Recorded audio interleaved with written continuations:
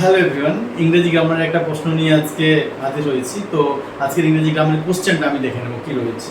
এই যে প্রশ্নটা রয়েছে, he is too weak to walk, এই প্রশ্নটা রয়েছে এবং এটা আমাদেরকে কি করতে বলেছে, ইউজ অর্থাৎ ব্যবহার করতে বলেছে সো এবং দ্যাট, এই দুটো ওয়ার্ড আমাদেরকে ব্যবহার করতে বলেছে। তাহলে কোথায় এটা ব্যবহার করব বলে দিই, যে এই যে টি ডবল ও টু রয়েছে এটার পরিবর্তে আমরা ব্যবহার করব সো, এবং এই যে টু রয়েছে এটার পরিবর্তে ব্যবহার করব দ্যাট। এতদূর পর্যন্ত যেটা আছে সেটা আমরা কপি করে দেবো। তাহলে দেখে নেই কি লিখবো। তাহলে প্রথমে আমাদের রয়েছে হি, তাহলে লিখে দিলাম হি। তারপর ভার্ব রয়েছে ইজ, হি ইজ।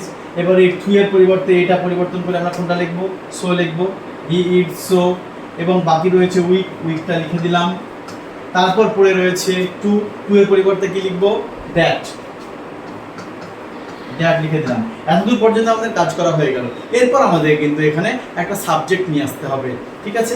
তাহলে এখানকার দেখি সাবজেক্ট কোনটা, সাবজেক্ট রয়েছিল হি, তাহলে আমরা সাবজেক্ট হিটা এখানে ব্যবহার করে দিলাম। যেহেতু হিটা হচ্ছে সাবজেক্ট, তাহলে প্রোনাউন ইউজ করলাম হি। এবার দ্বিতীয় কাজ হচ্ছে সেন্টেন্সটা যদি নেগেটিভ না হয় তাহলে নেগেটিভ নিয়ে আসতে হবে, আর নেগেটিভ হলে নেগেটিভটা বাদ দিতে হবে। যেহেতু নেগেটিভ নয়, নো কোনো দেওয়া নেই, নেগেটিভ কোনো কথা দেওয়া নেই, সেহেতু আমরা এটার পরিবর্তে আমাদেরকে হয় ক্যান নট লিখতে হবে, না হয় কুড নট ইউজ করতে হবে। যেহেতু এখানে রয়েছে ইজ অর্থাৎ অ্যাম, ইজ আর যদি থাকে প্রেজেন্টে তাহলে আমরা এখানে ক্যান লিখবো, আর যদি নট না থাকে তাহলে নট লিখতে হবে, না তো নটটা বাদ যাবে, ঠিক আছে। আর যদি ওয়াজ ওয়্যার থাকে, এখানে ওয়াজ ওয়্যার অর্থাৎ পাস্টের কোনো কথা থাকে, পাস্ট টেন্সে থাকে, তাহলে আমরা লিখবো কুড। এবং যদি নট না থাকে তাহলে নট যুক্ত করতে হবে অথবা নট বাদ দিতে হবে। তাহলে এখানে লিখলাম he is so weak that, he লিখে দিয়েছি।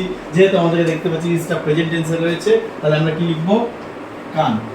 এবং তারপর দেখতে পাচ্ছি এটা নেগেটিভ সেন্টেন্স নয়, তাহলে আমাদের আরেকটা লিখতে হবে নট, ক্যান নট। এবং বাকি কি পড়ে রয়েছে, ওয়াক, তাহলে লিখে দিলাম ওয়াক, উই ক্যান নট। তাহলে এইভাবে আমাদেরকে করতে হবে অ্যান্সারটা। তাহলে বলে দিই প্রথমে যে টু এর পরিবর্তে সো বসালাম এবং টু এর পরিবর্তে দ্যাট বসালাম, ঠিক আছে। তারপরে আমাকে এখানে সাবজেক্ট নিয়ে আসতে হবে, না তার সঙ্গে ক্যান নট না হয় কুড নট, ঠিক আছে। তাহলে আমি নিয়ে এলাম হি, সাবজেক্ট ছিল তার জন্য হি বসিয়ে দিলাম, তারপরে ক্যান নট লিখে দিলাম, যেহেতু এটা অ্যামিজার রয়েছে প্রেজেন্টে তার জন্য ক্যান নট, ওয়াজুয়াল থাকলে কুড নট বসাতাম, এবং বাকি পড়ে রয়েছে ওয়াকটা বসিয়ে দিলাম। এইভাবে আমাদের কিন্তু সো দ্যাটটা ব্যবহার করে সেন্টেন্সটা মিনিং ঠিক রেখে পরিবর্তন করব, ঠিক আছে। তাহলে যে এই যে পরের এক্সাম্পলটা রয়েছে, এই যে এখানে একটা এক্সাম্পল রয়েছে, তাহলে এটার উত্তরটা কি হবে কমেন্ট বক্সে করে জানাও। Thank you.